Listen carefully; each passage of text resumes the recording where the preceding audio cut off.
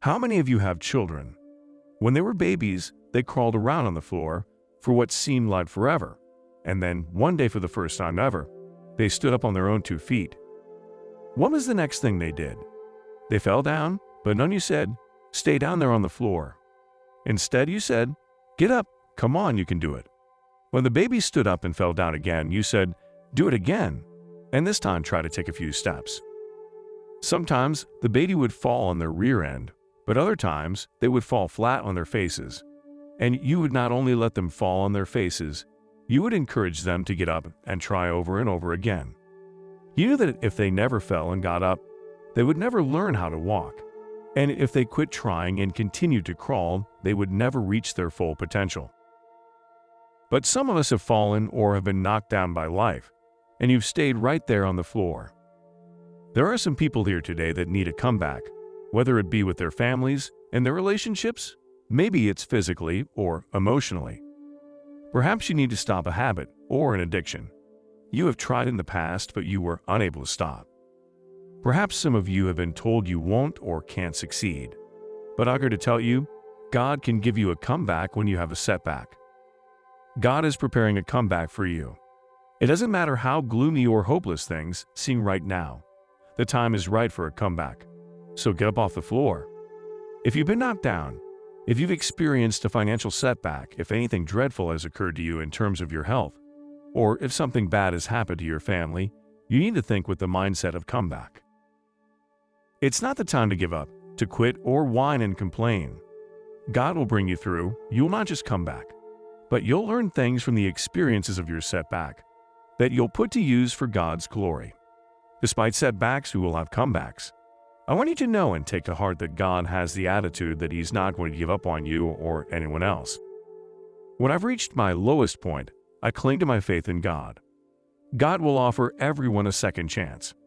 Every circumstance, every drug user, every alcoholic, every marriage has a chance at redemption. You've gone through hell, you messed up, you did something wrong, and now it's time to forget the setback and reach for the comeback. You might be thinking, I had the chance and I blew it. It's time for a comeback, and with its comeback, the out can come in again, the down can get up, and the depressed will dance again. Stop throwing yourself pity parties. When you have a pity party, nobody but the devil attends. So, what do? Hold fast to God's promises and say, I wish I hadn't gone through that, but I'm coming out of it with a greater substance, something I didn't have before, and I'm going to be used even better for the glory of God.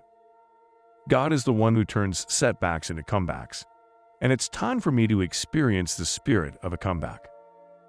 Every day we see people who are enduring suffering and battling failure, despair, and defeat. In life, we all suffer failure. But if you have put your faith in Jesus, you can fail, but you are not a failure. Through Him who loves us, we are more than conquerors. We are victors and no longer victims.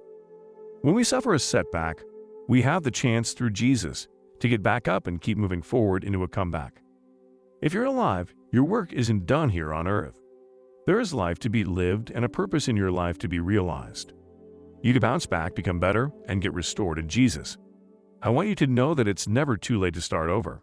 So stop dwelling on the past and stop living your life staring in the rearview mirror. Look through the windshield. It's much larger and much clearer.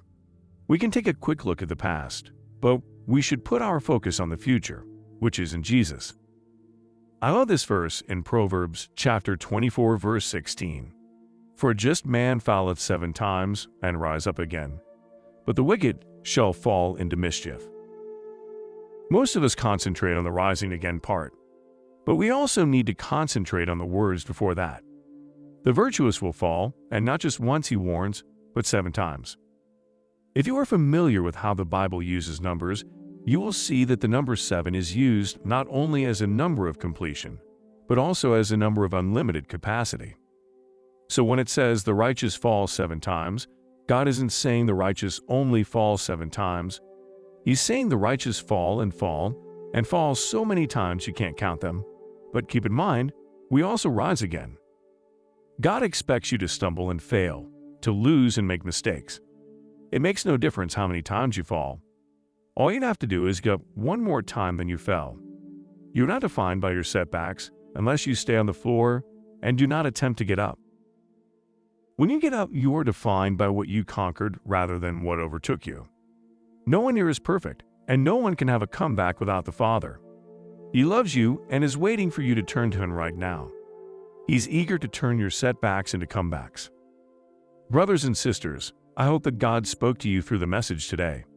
As always, you are in my prayers, and I ask that you keep me in yours. If you're new to the channel, please like and subscribe. If you enjoy the videos, please share so that God's Word will continue to reach others. Have a blessed day.